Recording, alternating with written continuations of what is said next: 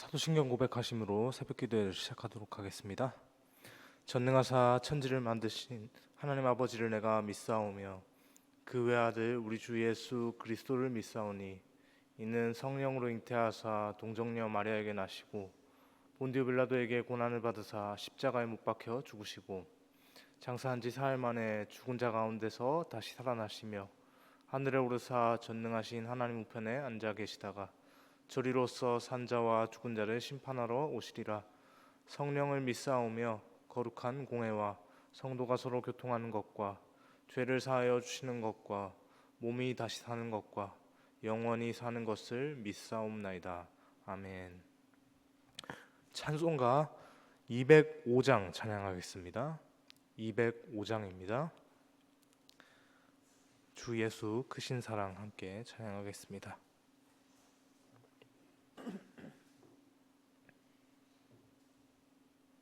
205장입니다. 주 예수 크신 사랑 늘 말해주시오. 나 항상 듣던 말씀 또 들려주시오. 저 배지 않는 천국 주 예수 계신 곳 나 밝히 알아듣게 또 들려주시오. 나 항상 듣던 말씀 나 항상 듣던 말씀 주 예수 크신 사랑 또 들려주시오. 아침에 이슬 방울 쉬 사라짐같이 내 기억 부족하여 늘 잊기 쉬우니 잘 알아듣기 쉽게 늘 말해주시오. 날 구속하신 사랑 또 들려주시오. 나 항상 듣던 말씀 나 항상 듣던 말씀 주 예수 크신 사랑 또 들려주시오. 주 예수 나를 위해 이 세상 오셔서 날 구속하신 은혜 말하여 주시오. 나 같은 사람 위에 주 보혈을 였네. 이 복스러운 말씀 또 들려주시오. 나 항상 듣던 말씀 나 항상 듣던 말씀 주 예수 크신 사랑 또 들려주시오. 이 세상 헛된 영화 날 미혹할 때에 주 예수 크신 사랑 늘 들려주시오. 천국의 빛난 영광 내 눈에 비칠 때 주 예수 크신 사랑 또 들려주시오. 나 항상 듣던 말씀 나 항상 듣던 말씀 주 예수 크신 사랑 또 들려주시오. 아멘. 이 시간 함께 보실 하나님의 말씀은 예레미야 36장 1절에서 10절까지 말씀입니다. 예레미야 36장 1절에서 10절까지 말씀 함께 보겠습니다.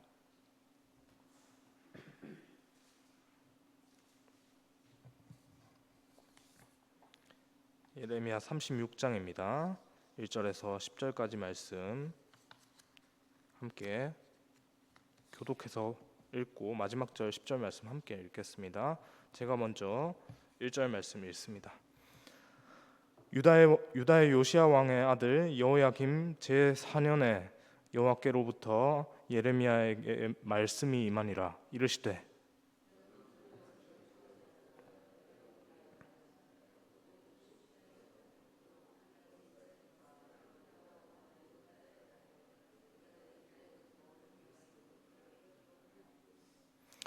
유다 가문이 내가 그들에게 내리려 한 모든 재난을 듣고 각기 악한 길에서 돌이키리니 그리하면 내가 그 악과 죄를 용서하리라 하시니라.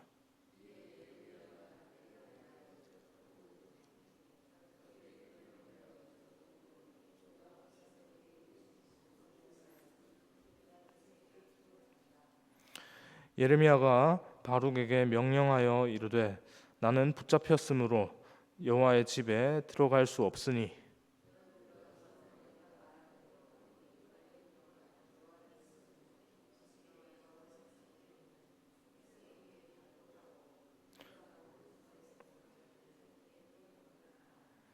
그들이 여호와 앞에 기도를 드리며 각기 악한 길을 떠나리라. 여호와께서 이 백성에 대하여 선포하신 노여움과 분이 크니라.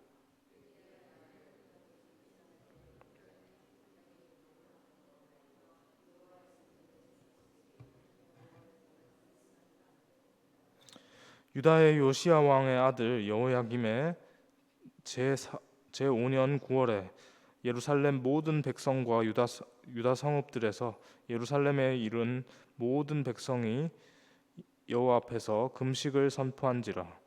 바룩이 여호와의 성전 윗들 곧 여호와 사반의 아들 서기관 그마랴의 방에서 그 책에 기록된 예레미야의 말을 모든 백성에게 낭독하니라. 아멘. 예레미야는 유다 왕 요시야가 다스릴 때 선지자로서 하나님께 부름을 받았습니다. 그때로부터 유다의 마지막 왕 시드기야 때까지 하나님께서는 예레미야의 사역을 그렇게 멈추지 않고 계속해서 사용을 하셨고 참 비극적이게도 예레미야를 그 예레미야 그 자신과 그것을 이제 또 기록으로 이렇게 성경을 통해서 우리가 보는 우리에게는 참 하나님 어쩌면 잔인하시다라고 그렇게 여겨질지 모르겠지만 하나님은 그 계획 안에서 예레미야를 그 만국의 현실 유다가 멸망하는 그 상황까지도 그 눈으로 지켜보게 하셨습니다. 그렇게 그 과정 속에서 계속해서 하나님께서 예레미야를 들어 쓰셔서 당신의 백성 유다를 향해서 그렇게 말씀하셨던 것을 우리가 지금 계속해서 보고 있는데요. 오늘 본문은 유다의 요시야 왕이라고 하는 아주 선한 왕이 있죠. 그 요시야 왕의 둘째 아들입니다. 첫째 아들은 여호아하스라는 왕이고요. 여호아하스가 요시야 왕의 뒤를 이어서 있다가 이제 여호아하스가 죽고 나서 그렇게 여호야김이라는 왕이 있는데 여호야김 왕이 유다를 다스린 지 4년째 되는 해에 있었던 일이 기록되었습니다.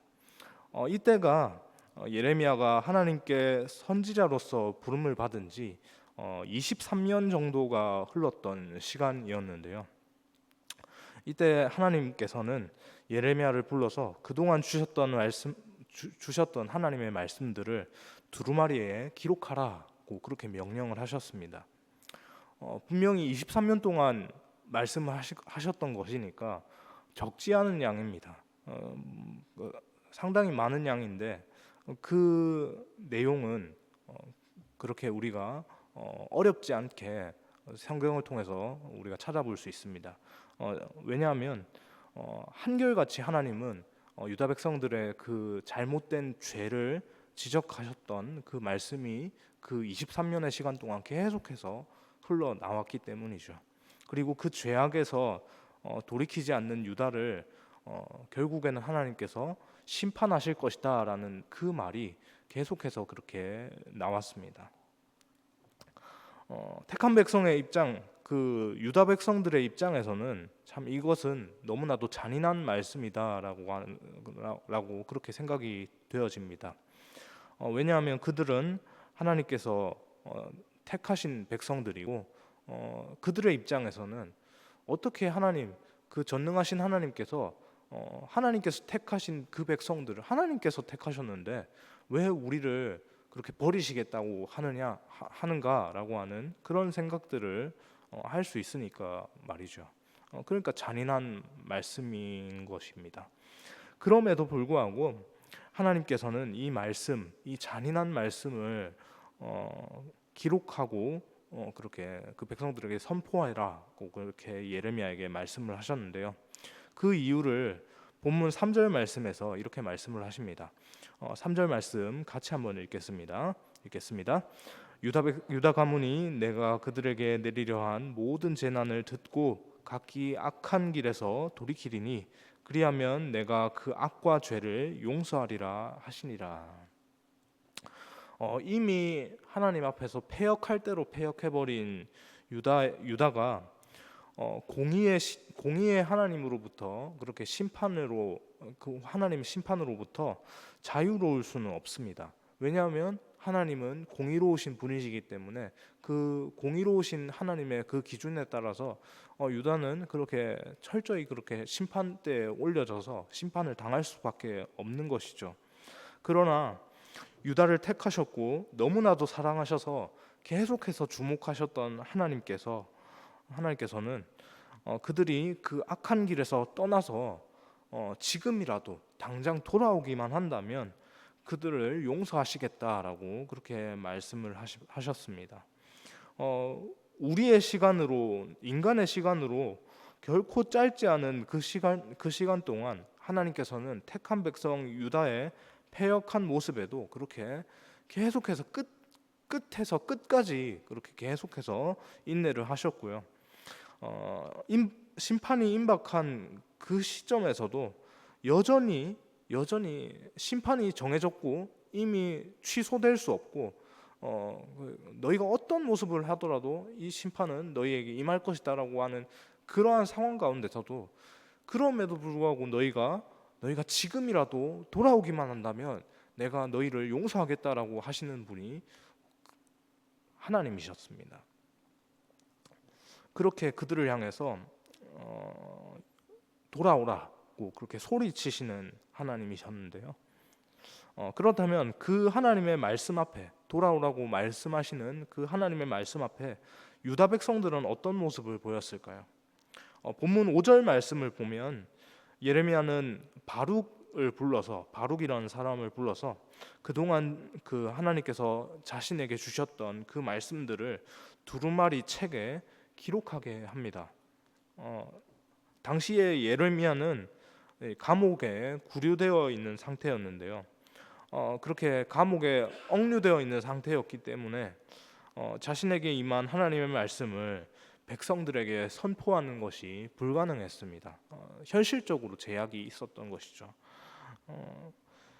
하나님께서는 예레미야에게 하나님의 말씀을 기록하라고 하셨지만 그 기록은 사실 기록으로서만 그렇게 머물러서는 안 됩니다.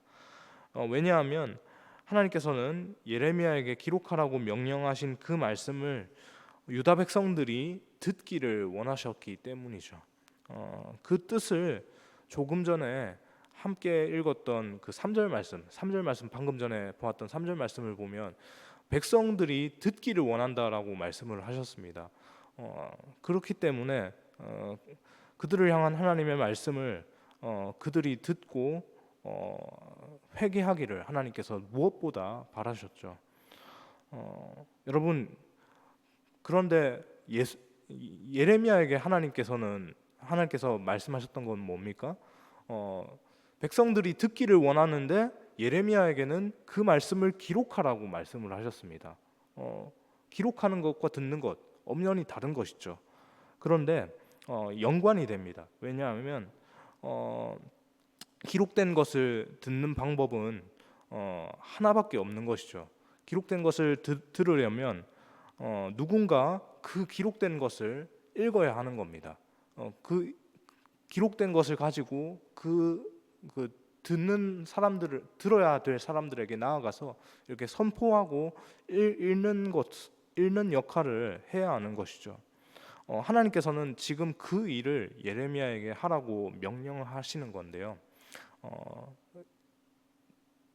그 말씀을 듣고 적어서 그래서 그 사람들에게 말하라라고 말씀하셨던 하나님입니다. 그런데 예레미야가 처한 상황은 감옥에 갇혀져서 그것이 불가능합니다. 듣는 것은 가능합니다. 쓰는 것까지도 가능할 것 같습니다. 그런데 나가서 선포하는 것, 그것이 가능한가요? 그것이 불가능합니다. 그 백성들에게 선포하는 것, 읽는 것이 그들에게 나아가서 읽는 것이 불가능합니다. 그렇기 때문에 그는 자신을 대신해서 바룩이라고 하는 그 사람에게 성전에 가서 그 말씀, 하나님의 말씀을 낭독할 것을 그렇게 명령을 하는데요. 그 후에 그 모든 백성이 듣도록 그렇게 낭독을 하라고 명령을 했습니다. 예레미야의 입장에서는 자신이 선지자로 활동했던 그 지난 수십 년의 그 시간 동안 그들에게 가감하지 않고 하나님의 말씀을 전했는데 그 전했던 그 하나님의 말씀 앞에 어떤 모습으로 그들이 보였습니까? 유다 백성들이 어떤 모습으로 하나님의 말씀을 대했죠? 철저히 거부하고 어떻게 하나님께서 이런 말씀을 우리에게 주시겠냐? 말도 안 된다. 라고 하면서 심지어 거짓 선지자들의 그 말까지 그렇게 의지하면서 그렇게 철저하게 하나님의 말씀을 부인했던 그들의 모습이었습니다.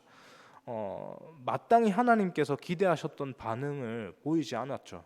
하나님께서는 그들에게 지금이라도 돌이키고 회개하고 돌아오기를 원하셨지만 그들은 오히려 우리가 뭘 잘못했냐? 우리는 아무것도 잘못 안 했다. 오히려 하나님께서는 우리를 철저히 우리를 절대 포기하지 않으시고 끝까지 하나님의 말씀을 이루실 거다. 그렇게 낙관적인 전망을 쏟아내면서 더 하나님 앞에 범죄하기만 했던 그들의 모습이었죠. 그렇게 심지어는 예레미야를 그 박해하고 온갖 협박을 가하는 그런 모습들까지도 보였는데요. 그 결과로 인해서 예레미야는 지금 감금이 되어서 감옥에 감금이 되어서 성전에도 나가지 못하고 있습니다. 그런 잘못을 범했던 유다 백성들이 과연 자신들의 그 죄를 깨닫고 회개의 길로 돌이키겠습니까? 하나님께서 이렇게 지금 이 시점에 이렇게 내가 그래도 너희에게 말한다. 지금이라도 돌이켜라라고 그렇게 말한다고 해서 하나님께서 그렇게 말씀하신다고 해서 그들이 그 말씀을 듣고 이미 지금 그런 돌이킬 수 없는 강을 건넜는데 그들이 지금에서야 이렇게 돌이켜서 하나님께로 돌아오겠습니까? 하나님께서 의도하시는 바가 무엇일까요? 기록된 말씀을 통해서 그들의 죄를 그들이 알라는 하나님의 말씀인 줄로 믿습니다. 뿐만 아니라 이 말씀 앞에서 죄를 깨닫고 그 죄를 내가 이길 수 없다는 사실도 하나님께서 그들로 인해서 그들 스스로 깨닫기를 원하셨습니다. 그래서 하나님께서 우리가 하나님의 심판을 피할 수 없는 죄인의 신분을 하나님께서 이것을 통해서 이 말씀을 통해서 깨닫고 돌이키고 그렇게 하기를 원하셨던 것이죠. 왜 그렇게 하시겠습니까?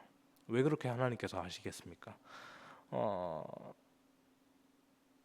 내가 소망 없는 죄인임을 모르는 사람은 진짜 하나님께 하나님께 은혜를 구하지 않기 때문입니다. 적당하게 그냥 기브 앤 테이크, 내가 주었으니 하나님도 주십시오. 하나님께서 주셨으니 제가 드리겠습니다. 이런 관계로 하나님을 섬길 것이기 때문이죠. 그들은 그렇게 섬길 것이기 때문입니다. 그런 자신의 죄악으로 인해서 지옥 갈 인생들을 사랑으로 구원하시는 하나님이 그들 가운데 더 이상 어쩌면 필요하지 않을 수도 있다는 그런 상황이 생기기 때문이죠. 바룩이 예레미야로부터 받은 말씀들을 낭독할 때 사람들은 어떻게 반응하겠습니까? 우리가 읽지 않은 본문 10절 이후의 상황을 보면요, 미가야가 말씀을 듣고 서기관의 방에 모인 고관들에게 전합니다. 높은 고관들에게 전합니다. 고관들은 직접 바룩에게서 기록된 말씀을 듣고는 그렇게 놀라는 모습을 보이는데요. 하나님의 말씀을 들을 때 두렵고 놀라는 그 반응들, 그 당연한 반응들을 보이는 것이죠. 그런데 그 당연한 반응이 있음에도 불구하고 안타깝게도 그 고관들은 하나님의 심판의 말씀과 동시에 그 말씀에 대한 그 당시의 그 여호야김의 반응, 그 왕의 반응에 좀 민감하게 생각했던 것 같습니다. 그리고 이런 말씀은 왕이 별로 안 좋아할 것 같은데 이 말씀을 잘못 전했다가 그 당신의 생명이 위험할 수도 있다라고 하는 그런 말들을 예레미야에게 하는 것이죠. 그래서 예레미야 보고 도망쳐라 라고 그렇게 말을 하기도 하는 겁니다. 이것이 지금 오늘 본문 그 36장의 1절부터 19절까지의 상황인데요. 이것을 통해 우리가 기억할 것은요, 성경에 기록된 하나님의 말씀이 유다 백성들의 귀에 들려질 때, 그리고 지금 우리의 귀에 들려질 때 그 말씀에 반응하는 삶을 살아야 한다는 사실입니다. 그것이 우리에게 하나님께서 원하시는 것입니다. 비록 말씀에 비추어서 우리의 모습을 봤을 때, 말씀에 비추어서 우리의 모습을 보면 우리의 모습이 어떤 모습이 보입니까? 한없이 연약하고 한없이 잘못을 저지르고 범죄하고 참 안타까운 상황들이 많이 벌어지는, 참 말할 수 없이 참 한숨만 나오는 그런 상황들이 많이 보입니다. 내가 왜 이렇지? 하나님께서 이렇게 말씀하셨는데 나는 오늘도 그 말씀대로 살지 못했구나 라고 하는 그런 상황들이 너무나도 많이 보이는 것이죠. 그럼에도 그 연약함 투성이엔 그런 죄된 모습, 그런 모습들 투성이지만, 그럼에도 그 현실에 비추어서 그 현실을 말씀에 비추어서 하나님께서 그 말씀을 보고 그 말씀대로 그 현실을 살아가기를 원하시는 것입니다. 그 이유는 방금 전에도 말씀드렸던 것처럼 우리의 전적인 무능력함, 우리가 전적으로 하나님 앞에서 이 죄에 대해서 무력합니다, 무능력합니다라고 하는 이 사실을 고백하면서, 하나님, 우리는 무능력하지만 그럼에도 불구하고 하나님께서 능력이 있으시니 능력의 하나님을 우리가 붙잡겠습니다라고 하는 이 고백을 하나님께서 듣기를 원하시는 것이죠. 이번 한 주간의 일상이 시작된 오늘 이 하루의 아침, 이 하루의 삶 가운데서도 우리가 이 사실을 붙들 수 있기를 소망합니다. 우리에게는 소망이 없습니다. 그러나 우리에게도 소망이 없고, 이 말씀을, 오늘 본문의 이 말씀을 처음 들었던 이 말씀의 대상이 되는 유다 백성들에게도 여전히 소망이 없죠. 그들에게는 임박한 진노가 그렇게 심판이 결국에는 임할 수밖에 없는 그런 소망이 없는 현실들 가운데 있습니다. 그러나 그 소망이 없는 현실 가운데 하나님께서 말씀으로 임하셨던 것처럼 또 오늘 우리의 삶 가운데 어쩌면 소망이 없다라고 여겨지는 우리의 삶 가운데 하나님께서 오늘도 말씀으로 임하시고 함께 하시는 것처럼 오늘도 그렇게 우리에게 함께 하시는 우리와 함께 하시는 그 하나님의 말씀에 우리의 소망이 있는 줄 믿습니다. 소망 되신 하나님께 기도로 나아가는 이 아침의 시간, 이 하루의 시간, 하루의 시작의 시간, 일주일의 시작의 시간이 될 수 있기를 주님의 이름으로 소망합니다. 기도하겠습니다. 사랑의 주님, 감사합니다. 하나님, 우리가 참 우리 삶에 참 소망이 없다라고 하는 그런 상황들이 너무나도 많이 있습니다. 유다 백성들의 상황이 그러했고 지금 오늘 이 아침 이 하루를 살아가는 우리 현실 가운데서도 뭐 모양은 다르지만 그럼에도 불구하고 여전히 우리 삶 가운데서 참 소망이 없다라고 하는 그런 상황들이 많이 보입니다. 특별히 하나님의 말씀에 비추어서 우리의 모습을 보면 더욱더 그러한 현실들이 적나라하게 나타나는데 그럼에도 불구하고 우리가 그 하나님의 말씀, 우리의 연약함을 적나라하게 비추는 그 하나님의 말씀을 우리가 가까이 하여 날마다 하나님의 말씀을 우리의 마음에 새기고 우리 귀에 들려지고 우리 마음판에 그렇게 기록할 수 있도록 하나님 인도하여 주옵소서. 그것을 통해서 온전히 하나님께서 우리에게 원하시는 그것을 이룰 수 있게 하여 주옵소서. 하나님께서 우리에게 원하시는 것은 다른 것이 아니라 하나님의 그 말씀을 날마다 기억함으로 우리의 연약함을 고백함으로 하나님의 능력을 붙잡는 것임을 하나님 우리가 기억하게 하여 주옵소서. 우리는 연약하지만 능력 되신 하나님을 붙잡으며 그렇게 세상을 살아갈 수 있는 그 권리가 우리에게 주어졌음을 하나님 우리가 기억할 수 있도록 인도하여 주시고 온전히 그 권리를 잘 사용해서 하나님 도와주십시오 라고 그렇게 오늘도 하나님께 부르짖으며 나아갈 수 있는 하나님의 손을 의지하며 나아갈 수 있는 우리의 모습이 되게 인도하여 주옵소서. 감사합니다. 예수님의 이름으로 기도합니다. 아멘.